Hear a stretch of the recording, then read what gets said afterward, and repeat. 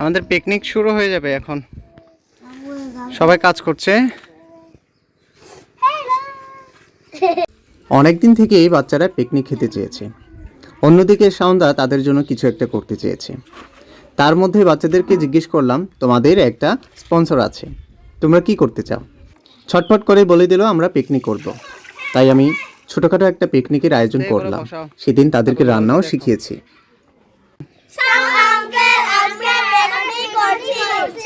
হ্যাঁ, মনোযোগ দিয়ে তোমরা তরকারি কাটো। একদিকে বাচ্চারা সবজি কাটছে, আর অন্যদিকে আমি ভাত রান্না করছি। তারপর অন্যান্য রান্নাপাটি সব কিছু আমি গুছিয়ে নিচ্ছি। আমাদের মুরগি হয়ে গেছে ধোয়া।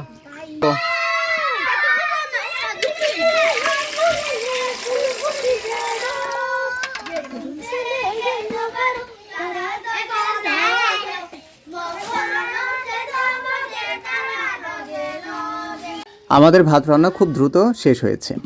অন্যদিকে বাচ্চারা তারা দল বেঁধে খেলা করছে, গান গাইছে, আর এদিকে আমার সঙ্গে দনু আর মেছাই সঙ্গ দিচ্ছে।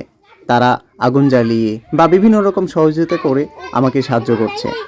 ওদিকে ভাত নামিয়ে ডিম সিদ্ধ করতে দিয়েছি। অন্যদিকে তারা আমাকে পেঁয়াজের খোসা, সবজির চামড়া ছাড়িয়ে সহযোগিতা করছে।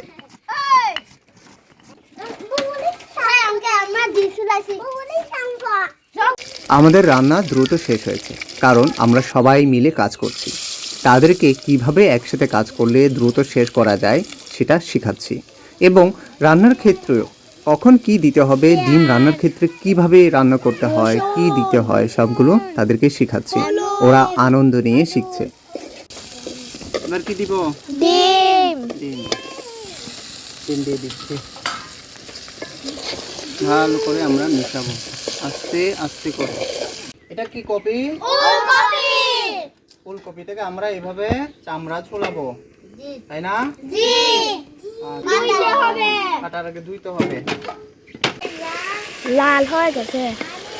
আমরা আজকে কি শিখবো?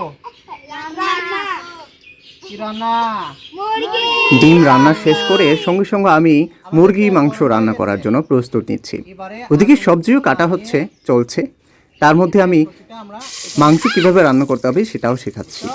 এদিকে সবজি কাটা হলো, আবার মাংসও আমাদের জাল চলছে। সবজি কাটার পরপরই দেখেছি কিছুক্ষণ পর আমাদের মাংস রান্নাও শেষ হয়ে যাবে। তারপরে সঙ্গে সঙ্গে আবার সবজি রান্নার জন্য প্রস্তুত নিব।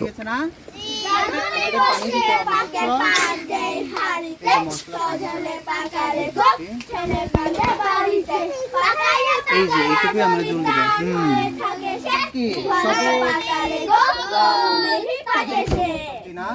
এদিকে সবজির কাটা ধোয়া সবকিছু সম্পূর্ণ শেষ।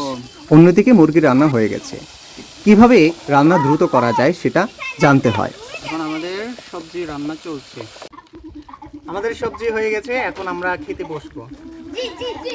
সবজি রান্না চলাকালীন আমি বাসন কোসন সবকিছু পরিষ্কার করে রেখেছি। এখন এক এক করে সবাই বসে গেছে তার নিজের জায়গায়। আমি এখন তাদেরকে খাবার দিব। তাদেরকে যখন খেতে দিচ্ছি তখন বড় এক কাণ্ড ঘটে গেছে। কখন কে কি চেয়ে বসে থাকে বলা যায় না। কেউ কেউ হাড্ডি সহ মাংস চাচ্ছে, কেউ কেউ আবার কলিজা খেতে চাচ্ছে, আবার কেউ কেউ বলছে আমাকে ধুয়ে দিতে হবে, আবার কেউ বলছে আমাকে ঝাল দিতে হবে, ঝোল দিতে হবে। এই হচ্ছে কারবার। মুরগি ধুয়ে দিতে হবে, তোমার জন্য মুরগি ঠ্যাং দিচ্ছি, কেমন? এখন যে কথা বলছে তার নাম হচ্ছে জাঁজাও। সে সব থেকে ছোট, কিন্তু সে এখনো ভাঙা ভাঙা বাংলা বলার শুরু করেছে। এখানে আমি সবাইকে কম কম করে খাবার দিচ্ছি, ভাত খুবই কম পরিমাণে দিচ্ছি। তরকারি আগে আমি সবজি আর ডিম দিচ্ছি, যেন তারা খুব ভালো করে খেতে পারে এবং যেন খাবার নষ্ট না হয়।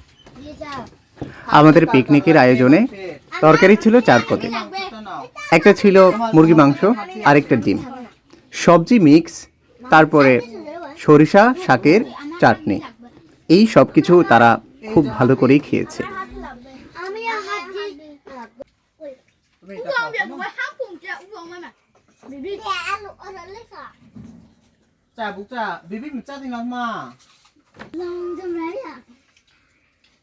মাংসের ঝোল লাগলে বলবে কেমন? সবাই লাগবে? কলিজা খাও না তুমি? সবাই তার মানে সবাইকে দিতে হবে। তুমি এটা নাও। আচ্ছা দিব দিব কলিজা তোমার জন্য। ওকে নাও। এটা হচ্ছে ঝোল, কেমন? আর ভাত লাগলে বলবে, মরিচ খেতে না পারলে মরিচটা আলাদা করে রাখবে, কেমন?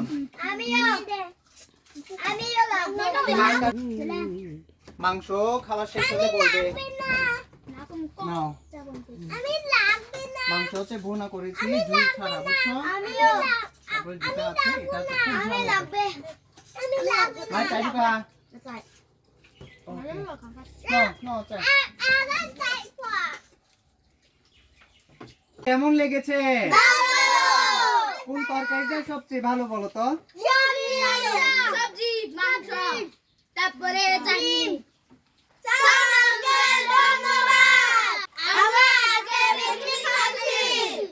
সবজি নাই কেন? খেয়ে ফেলছো, আর লাগবে না? দনু কি অবস্থা তোমার? ভালো, মজা লাগছে? বেবি খেতে পারছো? ভালো করে খাচ্ছ? এই কোথাও কেমন কেমন লাগছে খাচ্ছ? তুমি হাড্ডি খাচ্ছ? হাড্ডি কোথায় হাড্ডি? ও, তুমি কি কি খাচ্ছ?